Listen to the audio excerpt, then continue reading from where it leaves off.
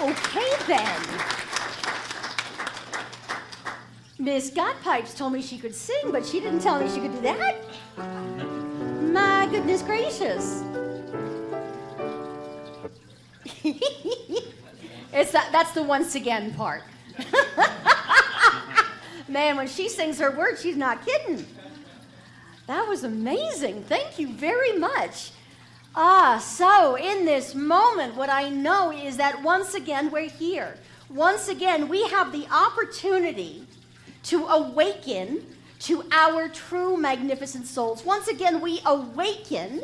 We have this beautiful opportunity to start this whole life over again right now. Right here, right now, in this very moment, we can be released from who we thought or we were told we were. Who were you told you were? Most of us got some bad programming at some point, right? I mean, did anyone really have the Leave It to Beaver childhood? Yeah, we may as well leave it to Beaver. That was fiction, guys. That does not happen. Most of us, I would say, and I almost never say never, I would suggest that most of us at some point in our life were told things like, well, you know, no pain, no gain. Suffering is just what happens. Things just go wrong in life. You can't whine and cry over it, right? Oh, yes, I can. And I'm actually pretty darn good at it. The whole martyrdom thing, I was very, very good at it. I was going to have the Velcro surgically attached. But I couldn't decide which hand it looked better on, so I just had to suffer through that decision. And of course, was denied. The original name for this, most of you know that we get the option of participating in themes and titles that everybody else at CSLP has the same option of participating in. And I use them most years, and this month in my mind, that's getting the soul's call and not letting it go to voicemail.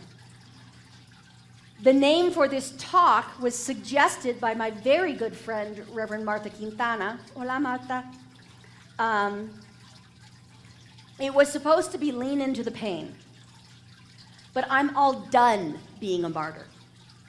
My concept of God is no longer the very popular one in Western culture, which is Jesus up on the cross. I remember reading something about, a mom wanted her kids to get some kind of religious grounding. And children don't see things the way adults see them. They are these little vacuum cleaners of information, and they're processing all this new stuff. And they had last been to church on Christmas. Now, who guesses what the other date they're going to go is? Easter. We used to call us submarine Catholics. You show up, you come up for air twice a year, Easter and Christmas. That's why those are two big services in most Christian traditions. Those are the two big hallmarks, the beginning and the so-called end of the master teacher Jesus. Well, these kids come in and they start hearing the Easter service, and you hear this little voice from the back row going, "They killed baby Jesus!" Because that's all they knew. So there is an opportunity in this moment to find out what goes in between the beginning and what looks like the end. We in this room and on this video know physical death is not the end, right? It's just like changing your clothes. You get a whole new metabolism in your spiritual body. At least I'm putting in for one. I'm going to be able to live on chocolate and ice cream and still look exactly the way I want to look. So, in my mind, lean into the pain is only the beginning. I remember when I realized that other people seem to be really afraid of getting shots and getting blood work done. And so I don't know why, but I decided to run this experiment and see if it was really that bad. And so as I was getting blood drawn, I sat there and really tried to notice what it felt like. I sat and tried to notice and experience the needle going in and the blood coming out, and what it was like to have the needle taken out. And do you know, I almost had to ask them to do it again because I was still waiting for the pain. It felt interesting when I put my attention on it and was present with it, but it wasn't the screaming, crying mess that I thought I saw other kids reacting to. As a matter of fact, I was so busy trying to decide, is that a burn or a pinch, I missed most of it. Part of the secret of that is when you are simply paying attention, non-judgmental attention, to whatever is labeled as pain in your life, you don't tense against it. Most of the time when we expect something to hurt, we tense up. Do you know how much harder it is to get a needle through a tense muscle? Neither do I don't do needles. I would be a horrible intravenous drug addict because I would be all freaked out by actually poking the needle into myself. Not gonna do it. However, to me, that's an asset. If we choose not to tense up against the normal pain of life, and we choose to simply experience it as a fully present being, we choose to lean into it instead of try and avoid it, it sometimes ceases to be pain. The even better part is that gets rid of all the suffering as well. You see, pain is part of life. It's an experience we have that we have labeled pain, and it's just something that kind of happens.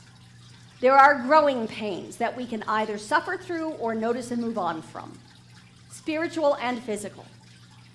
But here's the thing, if we stay in the pain and we rehearse, ain't it awful, that's when suffering happens. And what did I say last week?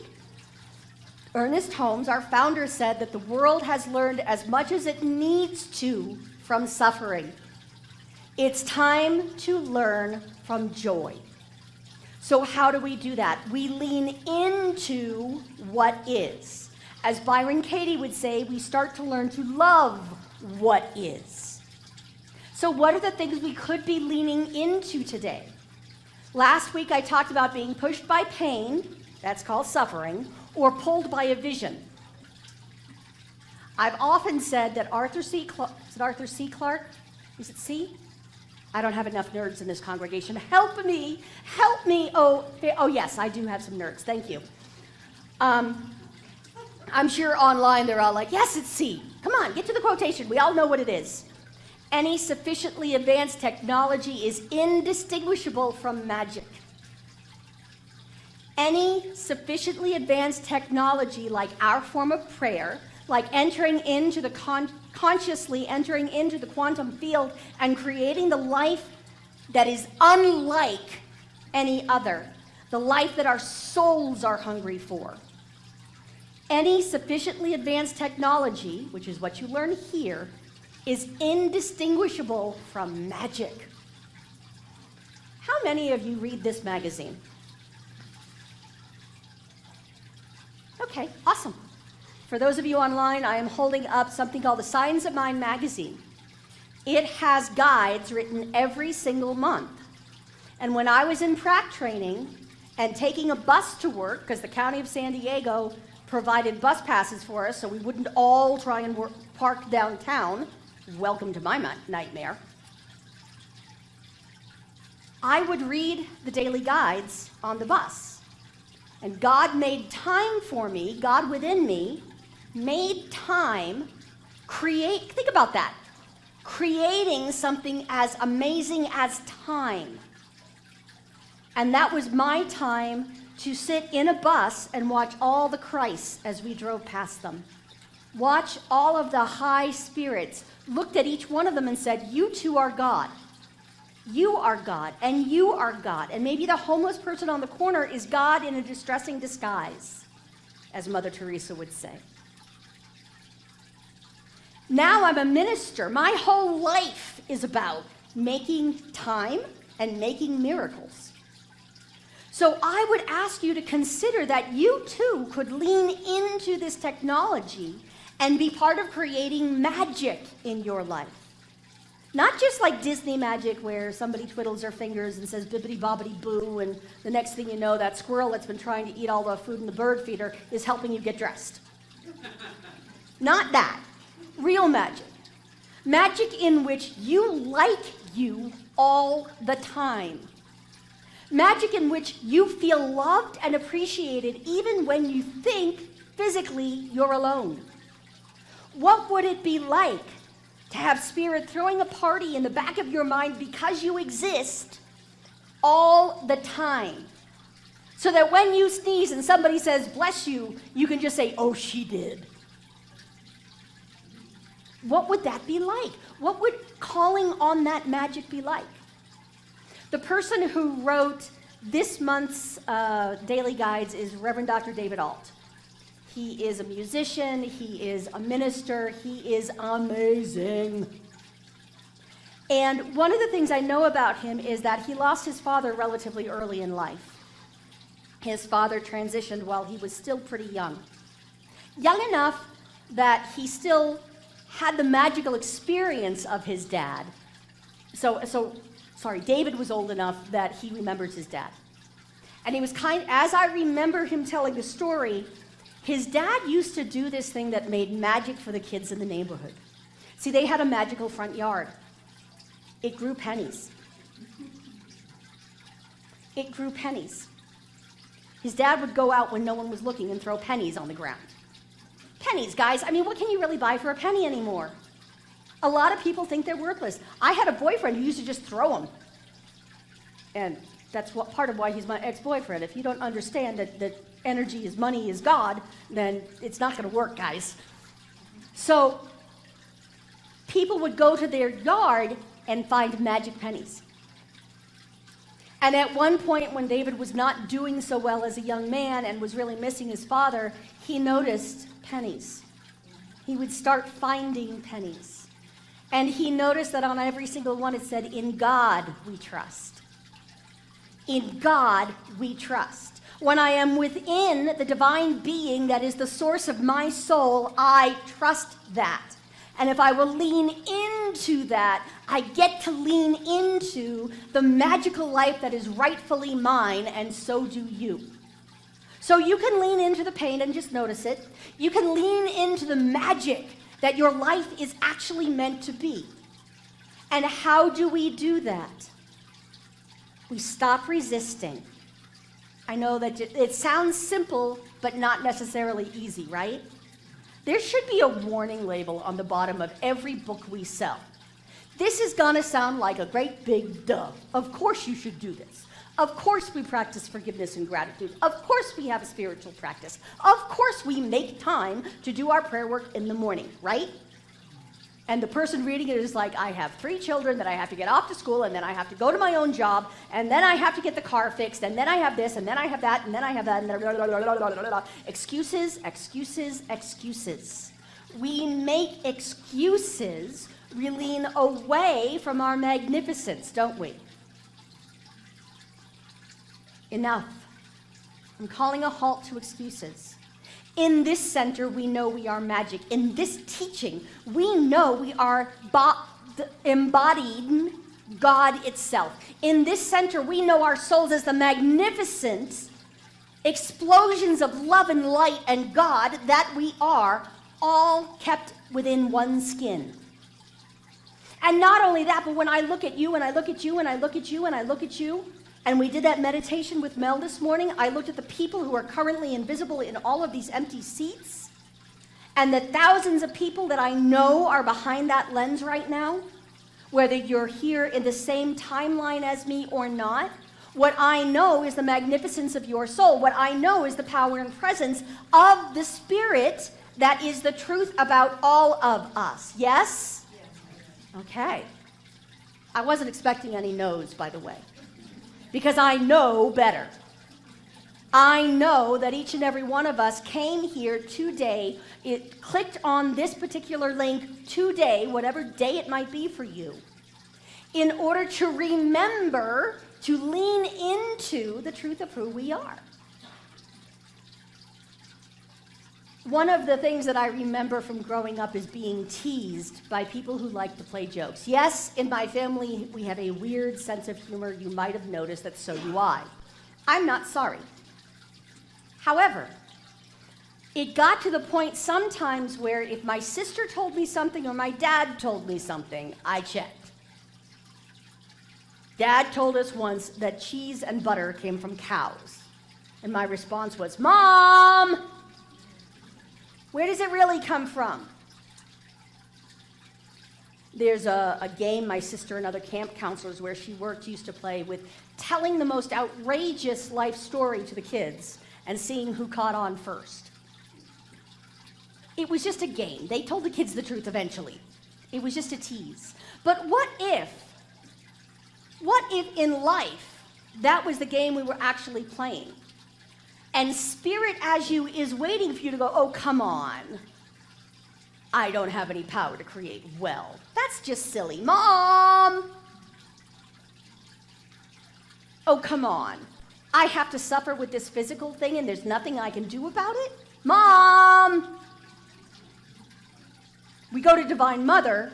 Divine Mother is the more internal receiving side of our own souls, in which we discover the truth. And Mom tells us the truth. Mom has us leaning into and paying attention to what we appear to be seeing around us so that we can go back to, oh, that's the truth of my soul. I have magical powers. There was back when I watched TV, there was a commercial, I think it was Lexus or somebody, and the kid was outside by the new car wearing his Darth Vader helmet and going like this, and the lights would go on. And then he'd go like this, and the lights would go off. And the poor little kid staggered around going, oh my gosh, I have so much power. And then it pulls back and you see the parents in the kitchen. What if God is the parent in the kitchen going, you do have that kind of power. All you have to do is let me know what you want. We have a new front office administrator that we'll introduce you to soon. Her name is Janet Santiago. And I was explaining a little bit about the magic of what we do here. And I was sharing the story of a particular board meeting where I think Mel was actually there. We were sitting there, and the board meeting had gone on until board was being spelled B-O-R-E-D. It had gone on and on. There was a lot of work to do, and all of us were fainting. And all of a sudden, the electricity went out, and we weren't done. So we were trying very hard to finish up. And, okay, so do we stay or do we go? What do we do here? Do we surrender or do we push through? Isn't that one of the great spiritual questions when you're trying to manifest something and you don't know whether you should keep trying or just let it go? Well, eventually, and I was relatively new in this pulpit, I was just being silly and I went, let there be light! And the lights went on and it completely freaked me out. I couldn't focus for the rest of that meeting. Because you know what? This stuff works and my word has power. What if you had to lean into the vision for your life that Spirit is holding? What if you had to stop leaning into suffering and learn how to lean into your joy? Wouldn't that be a little freaky at first? I mean, I don't know about you, but that is not how I was raised. I was raised with, if you're going to cry, I'll give you something to cry about. Yeah? Anyone else hear that? Oh, you know you did. Obviously, I have something to cry about. I found my own. I was always doing stuff for myself. What I didn't know at the time was my sister was in the back room having a weirded out experience because she and a friend of hers were sitting back there going, God, this has got to end at some point. I wish the lights would just go out. And that's when they had gone out. So they're in the back calling for darkness, and I'm up front going, let there be light. So I won. And I just want that on tape. Because I know my sister's probably watching this. Hola, Kelly. So in this moment, what I want you to remember is we get little nudges all the time. The only way to lean into the vision and the magic, to have those let there be light moments, is to stay in the present in your Christed self. Christed means anointed, anointed to do something magnificent. Each and every one of you is a Christed being. Each and every one of you was given the opportunity and a body to come into this timeline, to be your magnificent self. And I see it in you. I do. I see it in you. I see it in you. Even if I can't see your physical face yet, I know I'm surrounded by it, because that's just how my life works. Never did an angel leave my life, but an archangel walked in. It has always worked. And if I can do it, you can do it. David Alt tells us that the great secret, is what page I'm going to, yep, and also where I put my last set of glasses. The great secret isn't just about the world out there. It's about how Christ consciousness responds to any wounding. It helps restore world suffering back to wholeness. The Christ consciousness in you transmutes any suffering or even plain old momentarily pain into a miracle for you. The Christ consciousness in you is unavoidable. The only choice you have is when you are going to start admitting to it. And so I declare that moment now, and I do so through prayer. Well, okay, so I'm staying on this step. This leg just is not holding me up lately. Ain't nothing holding me up. I get to walk on air. So in this moment, I join with the consciousness in this room and the consciousness online, remembering that God is all there is, remembering with every cell in my body to be fully present in this space, to be fully present in this now eternal moment. This is where the magic is. This is where God is. This is how God is. This is when God is. And so in this moment, I recognize the power and the presence that is greater than I ever thought it might be. I awaken to the grandeur of Spirit itself. I awaken to the infinite good that lives in, through, and as me and everyone for whom I am speaking right now. The grandness of God, the greatness of God is our soul right now. Our collective mind, our shared Christ consciousness. And so I speak my word for everyone hearing this right now, whenever that now might be, wherever that here might be. I stand witness to the greatness of the Christed being that I am, and that is listening to this. I stand witness to the wealth, to the power, to the joy and the peace of each of us. I stand witness here and now and claim it moving into physical form so that everyone can see it. And I know that anything that looks unlike that greatness, that magnificence, is simply melting away. It is that the energy that made that form is now melting back and being recycled in support of showing that magnificence. I know and claim with everything in me that God is all there is. And so God is all there is to stand witness to. And as I stand witness, it takes form. That is the law of cause and effect. That is simply the way it works. And so in this moment, I lean into the magnificence. I lean into the power of the presence as it is right here and now. And gratefully, I just sink into, lean into, relax into a greater truth, a greater magic, a greater wholeness. I bless and celebrate this good with a grateful heart, and I just allow it all to be without any interference from me or anyone else. And together we affirm, and so it is.